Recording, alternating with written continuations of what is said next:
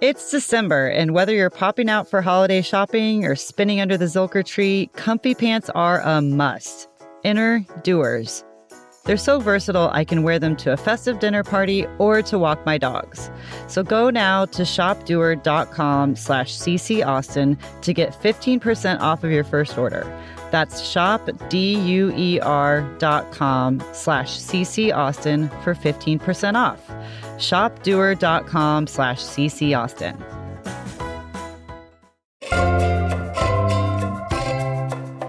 It's starting to get cold, which always makes me worry about our unhoused neighbors. Here in Austin, one of the largest homeless service providers is a church. But is that enough to fill the need? In the aftermath of Prop Q's failure and in our growing city with tons of wealth, whose responsibility is it to take care of our unhoused population? Today on CityCast Austin, I'm hearing from two guests to try to answer that question.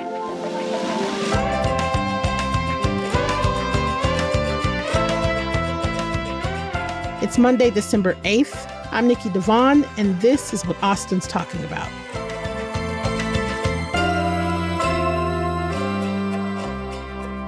What's up, y'all? So we are officially in our year-end membership campaign. We are going to declare 2006 the year of local, and we are getting ready. So we are pushing to help people get more deeply engaged with where they live as a way to build real connection in an increasingly disconnected world. There are so many of us in Austin, and we like to laugh together and disagree and root for this place together, and we show up for our neighbors together.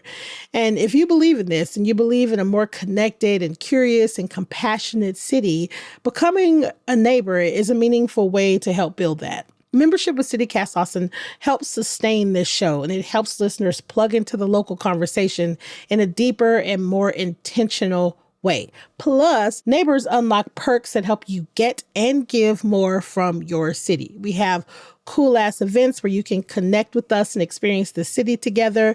We shout out businesses that our neighbors love so more people can find out about them.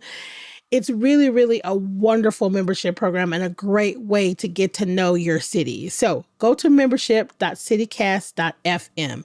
It's $10 a month or $100 a year, and you get all kinds of cool stuff. You get membership events. You get to hang out with us. And if all the perks aren't enough, if you join today, you get one of those cute ass beanies that I keep talking about. Go to membership.citycast.fm to find out more.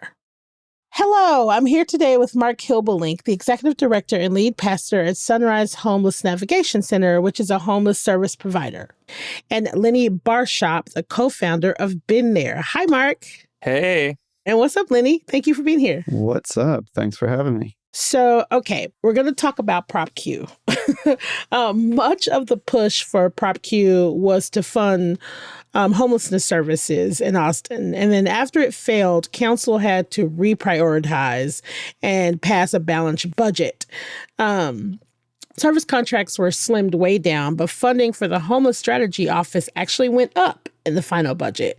So I want to know what do you think it says about how Austin Council prioritizes addressing homelessness? Lenny, you go ahead and go first. Well, I mean, the first thing I was reacting to is that a lot of the attention was on homeless services. But like when you actually looked at what Prop Q is funding, like that was just one of the there were beautifying parks and cleaning up parks and, emergency response times with EMS and like other stuff. But when you looked at all of the conversation around Prop Q, it was all around homeless services. Okay, Mark, what do you think? Yeah, and I think I think it just in general that homelessness is one of, if not the major issue of our time, not just here in Austin, but in pretty much every urban center around the country. And the really unfortunate part to me is that we just can't seem to have functional conversations about the vast middle ground that exists on solving homelessness. It just continues to be people kind of getting to their ideological corners and throwing things at each other. And it's reflected in this most recent budget conversation as well. And to Lenny's point, there was tons of stuff in this Prop Q proposal that was not homeless services.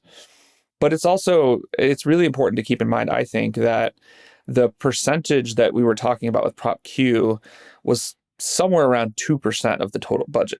We oftentimes kind of get ourselves worked up about very small things that are often fairly fixable. Yeah. And I mean, I agree with that. Like everybody wants to see something done. They just don't trust their government to have the solution. So, people were voting more against the public solution and more to, they were like, oh yeah, we'd rather give our money to the nonprofits like Sunrise and Been There and whomever. And, and they didn't trust the government to take their money and spend it wisely. So now Sunrise gave a donation to the effort to help pass Prop Q. I'm curious as to why and what type of impact do you think it had on things like the budget, on everything? Yeah, I mean, I think in general, we believe that money for homelessness in our community is important, just period. Yeah. And supporting homeless services is important. And not only that, I think we have a trust with the current city government and with, in particular, the Homeless Strategy Office here in Travis County, that they actually have a strategy. Yeah. And it is working. I think the data would bear that out. And so we believe in the direction. We believe in the efforts that are being made. We believe in investment in homelessness. We didn't stand to gain or lose a whole lot from Prop Q ourselves. But we do believe in a lot of our partner agencies, and we believe in the work that is being done in the community. And if I'm going to choose to support or not support that sort of a thing, I'm going to choose to support it. So you actually bring up a really good point. I think that there was a point that constituents thought that the government could figure this out. They thought that the city could or get further along. I think we did for a while have hope, and we had faith in our government, our politics in the city to be further along. Now, to your point, which you mentioned, I just think you're right. I think a lot of people don't think that the city can get it done. I think we all have a different idea of what success looks like when it comes to homelessness, right? You have some people that are just I know it exists, but I don't want to see it. And so their idea of success is that they don't have to see it. They don't have to see it. Other people's idea of success could be no one should be homeless. Everyone should have access. And until we reach that, we are failing. We are not successful, right? And so since that spectrum is so wide and swings wildly depending on who you're talking to, I want to talk about success. We've heard that, people want to see more evidence of what success is. But how do you think, personally, just in your organizations and just as a city, we are navigating, trying to show people, no, really, we are successful. We're doing this. We've done this. We've made this. What do you think is a really good way for constituents to see this success? And how are you seeing it? And how are you letting other people see it in your organizations? That's a very long-winded way to ask that. Yeah, so I think I would challenge your question a little bit in the sense that I actually think that there is a measure that satisfies everybody, and that measure is we want to see less of it. Now, I think there's competing reasons why we want to see less of it, right? I think there are people who are, honestly just not very nice people and just, like you said, would just rather not see it because they just don't like to be confronted with, brokenness in society. I think there's other people who don't want to see it because they're bleeding hearts, and they don't want to see it because they love everybody and they want to sing Kumbaya with the population. What's important to realize there is that both of those people want the same thing. And that's anytime you have a functional bipartisan centrist win, it's when both people want the same thing. And so it's important for us, I think, to recognize that we want the same thing. And I think that there is a win here that does restore trust. And the win that restores trust is seeing less people. Now, one of the things that we've done as a community that I think just confuses things a little bit is we to your point, we haven't established what that North Star is, and whether or not we are successful should be measured by that North Star. Because if we're following 6 stars at once, like you said, measuring success is going to be a very futile exercise. I believe the North Star is we need less people on the streets. And I would say, having lived in Austin for almost 20 years and having done homeless work for over 10 years here in the community, I can attest that not every politician and not every organization has that same measure of success. And so many of the dollars that we've spent and much of the strategy we've created has not been aligned towards a North Star of seeing less people on the street. And the math is actually pretty simple. You either have more people becoming homeless or you have more people exiting homelessness. And your goal is to have more people being housed out of homelessness, exiting homelessness, than you have entering it. And as a community for the last decade, we haven't achieved that, which is why even though we're spending more and more and more public money on this issue, you're still seeing the numbers rise, because what we have been spending money on is not aimed at reducing entrances into homelessness and addressing entrances into homelessness. It's only measuring exits, which is only a useful thing to measure if you know how many people are entering. Yeah. And I mean, I'll just add to that because you were looking for success markers, right? And I mean, the issue is very complex, right? So there are multiple organizations who are tackling this same issue. And I think that also confuses people, right? When there's multiple organizations and people from an outside perspective are like, they're all kind of doing the same thing. Why do we need all these organizations? But they all address different parts of, what they call the continuum of care. And so, what's amazing is Sunrise, as an example, right? They do an amazing job of trying to stop people from entering homelessness. And then we have organizations like the Other Ones Foundation who they help people once they're in homelessness, kind of like, how do you help somebody on the path towards, maybe they have a hard time getting themselves out of it and they need a little more support and they might be going towards like permanent housing. A lot of people in Austin know about Community First. They know about some of these amazing organizations that are creating permanent housing and really innovative stuff. And you have Caritas, and you have Foundation Communities, and you have these kind of organizations that are creating permanent housing. So you have this whole spectrum of organizations, and I'm oversimplifying it, but like a big spectrum of organizations. But what we see, and the way that I like to simplify this to people to mark progress, is when you look at the numbers of how many people are experiencing homelessness in Austin, it's hard to estimate, but they're anywhere from 3,000, which is probably a gross underestimation, to 6,000. Right now in Austin, there's at least 1,500 units of housing that are being built. How do we amplify what exists? How do we, scale the solutions that exist? And we can get to a future where there are less people entering and more people exiting, and effectively solving this issue.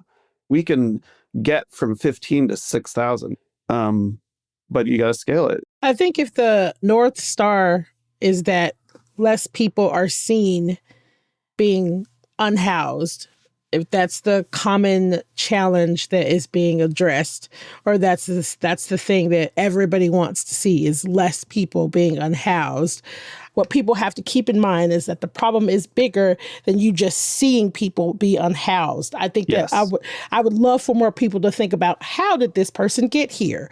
Why can't this person afford to be here? Well, how can we change things in the city to where we are not having so many people enter? You know what I mean? Like, ideally, that's what I would like for people to think about too when they think about success. I completely agree with you. I think that what we see on the streets, like when we drive around, is a small symptom of a much larger problem, right? What I will say is that symptom is also what draws out the emotion. And if you watch the Prop Q debate in Austin, and it didn't register to you that this is an emotional debate more than a fact-filled debate, you weren't listening very closely. Homelessness is something that grinds at people's deepest emotional and kind of spiritual convictions, on the right and on the left, whether it's safety or whether it's fundamental dignity or whatever the thing is. It's evoking something really deep inside of them. And the unfortunate part about an overly emotional debate is that too often the facts don't matter. And when we put out our numbers blow people. The people who know this field know that our numbers blow people away. It's some of the most trend-setting work that's being done in the country right now. But it doesn't matter to most donors. Most donors want to hear a story. They want to hear a story about someone who had a really bad situation and that got solved, and that will raise far more money than me actually putting hard data in front of it. Like every fundraiser at every organization knows that to be true. the general public cares much more about an individual story, even if it's a made up story, than about really hard facts and data. And it's really difficult to live in that environment and to steer a ship towards a North Star if the water isn't even consistent, right? Like there's a pretty significant challenge here if we can't agree on, we're going to let the facts drive this, we're going to let the data drive us, we're going to let academia drive us. Like there's going to be an agreed upon metric that we all go with. Unfortunately, it keeps coming back to, I saw so and so, or I know so and so got their purse stolen, and that then activates them into some sort of anti-activism, and that's a really difficult journey to walk down. No, I agree. I mean, we've experienced that too, where like we'll produce an incredible music festival that raises, millions of dollars for this issue, and the press won't cover those things. Or, your success stories, Mark, you have incredible results for your programs, and like the stuff that gets coverage are the things that are scaring people, or that are, getting clicks or whatever that is. And so that taints people's perception of this issue. The positive stories are rarely getting reported. You don't hear the stories about the people who are, just scraping by and just, or might have a business that they were running that went under because of COVID or because of who knows, or a medical expense or something that got there, and they're functioning but barely hanging on. Where people are seeing, the most extreme cases of homelessness that are extreme addiction, extreme mental health, and they assign that to be like what all of homelessness looks like. There's a lot of people who are experiencing homelessness or housing insecurity or food insecurity or whatever that might be, that you don't see. I think it also depends on who your community is and who you are. I think that depending on where you come from, depending on the people that you're around, you do hear about these stories. You do know people intimately that are one paycheck away from it. You do know people intimately. So I think that's also a barrier. It's just that some people just have no point of, because of the community that they're in, they don't know.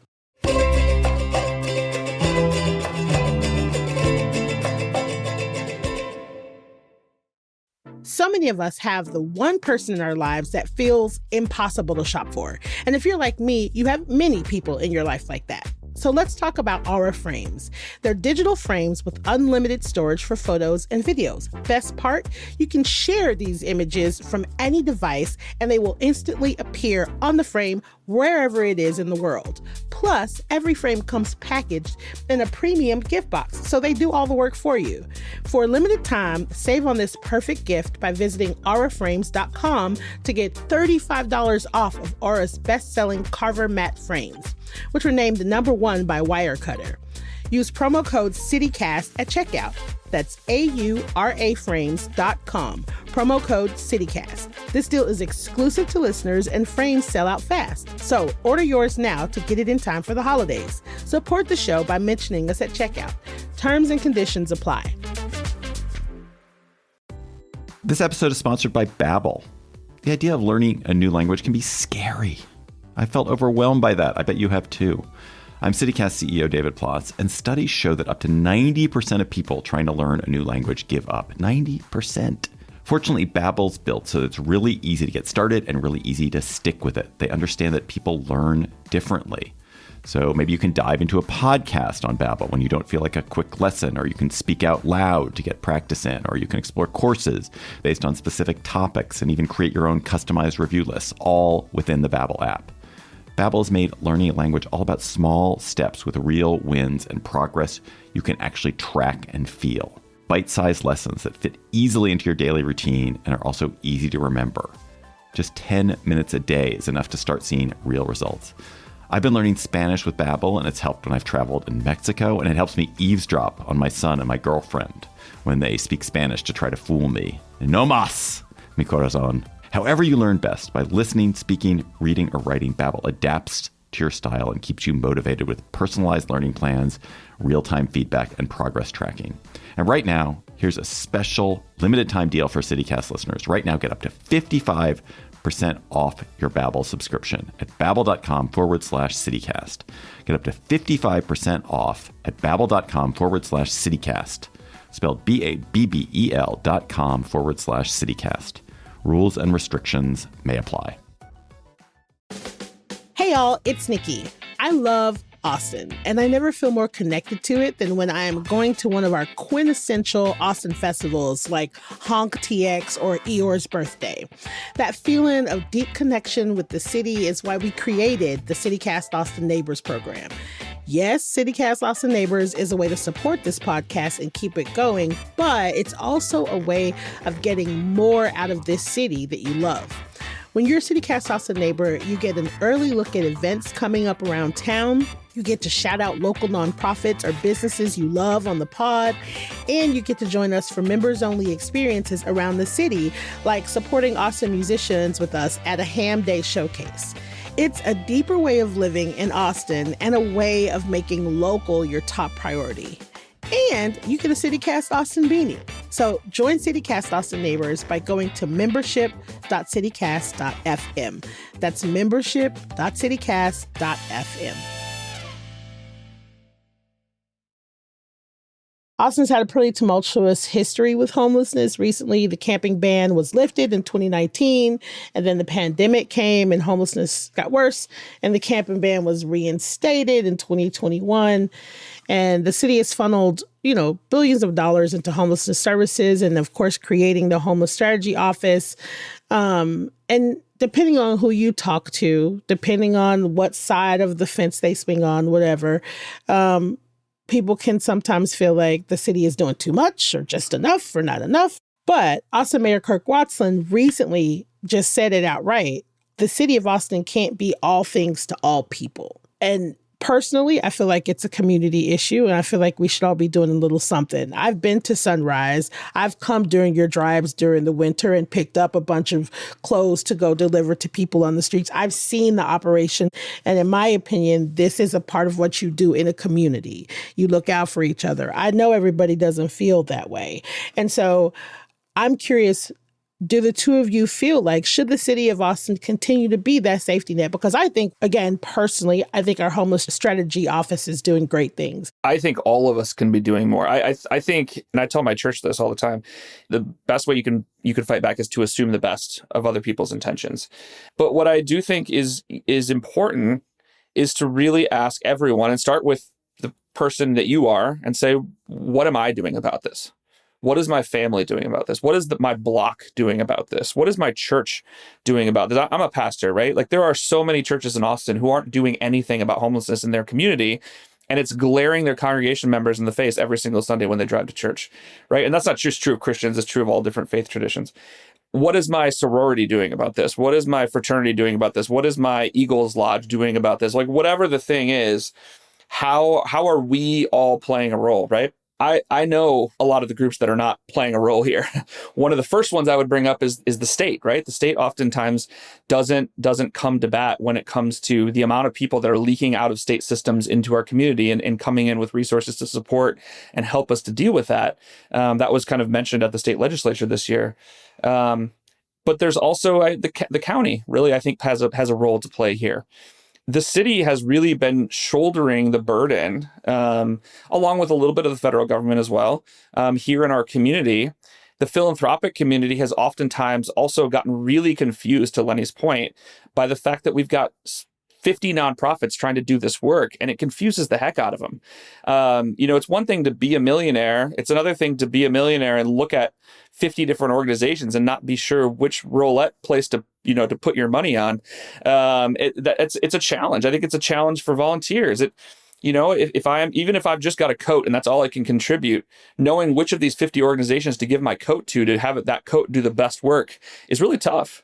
And unfortunately, I think if all of us were lifting together, this would be a much easier solution. But too many of us are giving ourselves the pass for whatever reason for not playing an active role in whatever way we can to be a part of the solution here.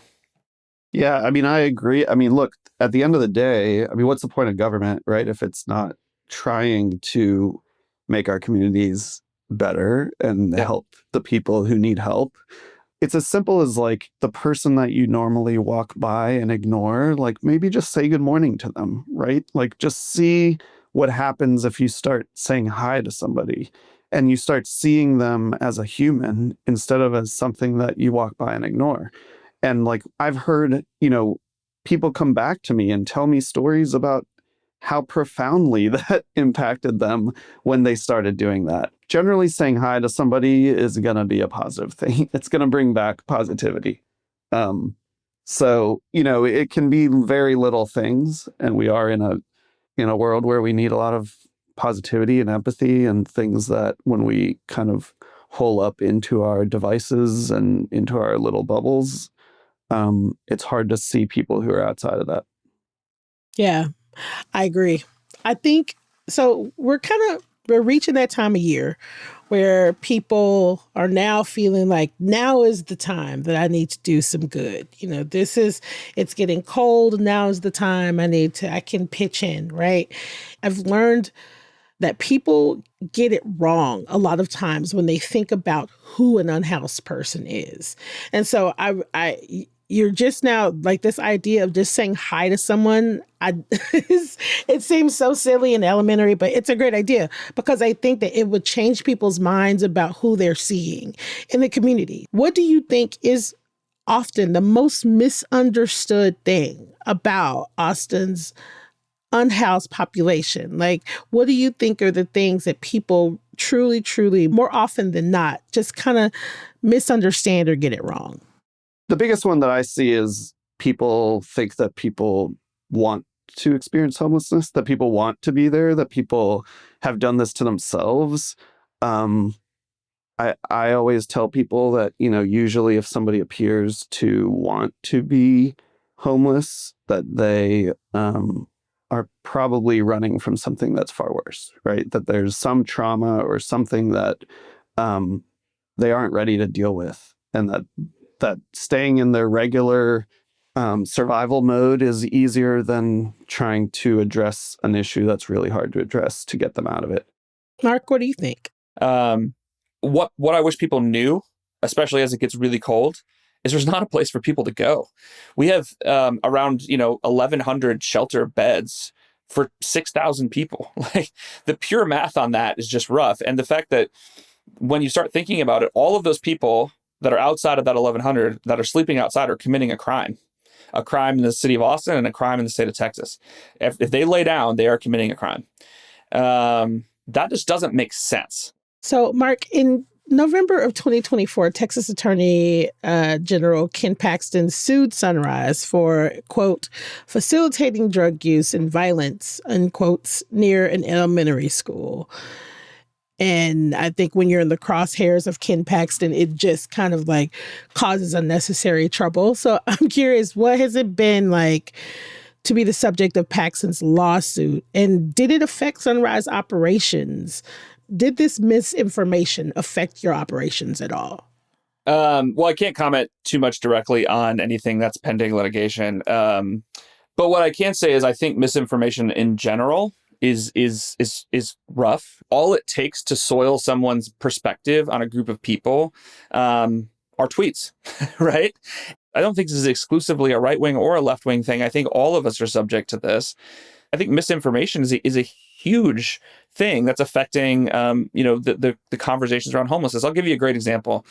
One of the things that I hear as part of the homelessness conversation a lot is, well, everyone's putting everyone on buses and coming to Austin because our homeless services are so great. Like that, everyone, like none of these people became homeless here. They all got sent here because our homeless services are so great. And funding homelessness will create more homelessness. Like, whether that's true or not, what I can tell you is that same conversation is happening in every major city in this country, right? San Antonio is convinced that Austin is sending all their homeless people to San Antonio. I know friends who work in San Francisco who are convinced that Austin is putting people on buses and sending them to San Francisco. This is just the reality of our world, that we all want to find someone to blame, and we all want to find someone to kind of pin this on. And unfortunately, it does oftentimes become providers, and it does oftentimes become the city government. And what's really sad about that is that it's becoming more and more mainstream to just say homeless providers are the problem. Not that homeless providers are solving problems, which almost all of them are. It's that they're creating the problem. And this whole idea that like they want more homelessness so that they can stay in business is just a little bit, a little bit sideways. And so I think it's really important to understand that most people who get into homeless services are not getting into it because they want homelessness to grow. Like I tell every staff person that I have here, we want you to work yourself out of a job. Like we don't want to, I don't want Sunrise to have to exist in 10 years. Fundamentally, again, going back, we have to start assuming that people are approaching this with the best possible goal in mind. We might not agree on how to get there, but we have to start assuming the best from people and really do some work to actually consume information in a way that allows the truth to rise to the surface.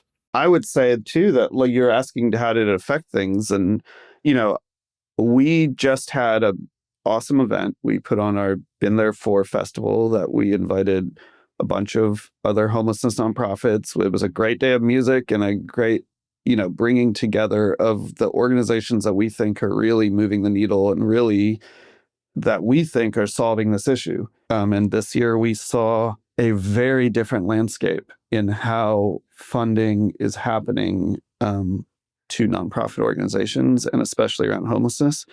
We had people this year who flat out told us that had supported in the past, and we're like, you know what? There's, because of Prop Q and because of this lawsuit and because of other stuff, that like, we're just staying away from this issue. People are spread very thin. And so they're just like, oh, I'll just stay away from the homelessness issue. So, there is a ripple effect, and it does change people's minds. They're already guarded when it comes to this issue. So like they hear one little thing and they're like, okay, I'm just going to it is what I thought. I'm just going to stay away from it. Or it's a landmine. I'm not going to touch it. So on the other end of things, Been There services, Lenny, they hold events to bring Austinites together and raise millions of dollars for services. Can you just get into a little bit of why this kind of service is needed to in the mix, why this kind of service is good to be in this mix as we talk about like homeless services in Austin? I mean, we see ourselves as cheerleaders for this issue. How do we get people to pay attention? How do we get people to engage? How do we get people to flip from hopeless to hopeful and see that there are people who are solving this issue? So, I mean, we're just like, the solution exists and we need to help break down those barriers. We need to create a movement in this city and in this country. And so we are, we want to bring fun. I mean, the way our tagline is having fun doing good. So like everything we do, we want to be fun, because this is an issue that is usually, you're depressed into action is how a lot of times people feel like they need to engage people, and people just get turned away. And so we see it as like, well, if we can create fun experiences where you can do the things you like to do. We made a college comedy, we made a feature film, we made, we put on these music festivals where, we had Mixmaster Mike of the Beastie Boys and Ben Queller, and we've had The Far Side and other, like great musical acts that you just want to come and see. And then you're there and you are, very minimal education, with, just kind of reminding people why they're there. So we have a new partnership with Real Ale Brewing, and they put out a new beer that every time you buy a beer, it gives a little bit back to this issue. And so it's really thinking about, how do we go to the places where people already are? How do we show up and make it really easy for people to get involved? And that also kind of starts conversations, changes people's perceptions, and also presenting different pictures of what homelessness might look like, that it doesn't just look like what people think it looks like. I love that. Mark, Lenny, thank you so much for coming on and chatting with me about this and having this conversation. I really like what you guys are doing, and I like that you're coming at it from different angles for a common goal. And I really like the North Star idea. So this has been a really good conversation. Again, thank you so much. Thank you, Nikki. Absolutely. Thank you so much, Nikki. Before we go, I just want to shout out our newest members who've already joined our hood. thank you to Daphne M., Lily P., and Karen B. Welcome, y'all. We're so excited to have you as our new neighbors. And I have a little message for those of you who are already CityCast Austin neighbors. We are so grateful for your support, and we know that y'all are some of our most dedicated listeners. So we want to hear from you. We didn't want y'all to think we forgot about y'all. What was your favorite CityCast Austin podcast episode this year? What do you want to hear more about? And are there areas where we missed the mark? We want to hear about it all. In your members only email today, you'll find instructions on how to record and send us a voice memo about this. Y'all, seriously, we cannot wait to hear from you. And we plan on using these recordings in an upcoming episode. So please tell us what you think. Don't hold back. We can't wait to hear about it. Thank you again for becoming a member. And if you are not one yet, join today so we can hear from you too. Go to membership.citycast.fm and become a neighbor today.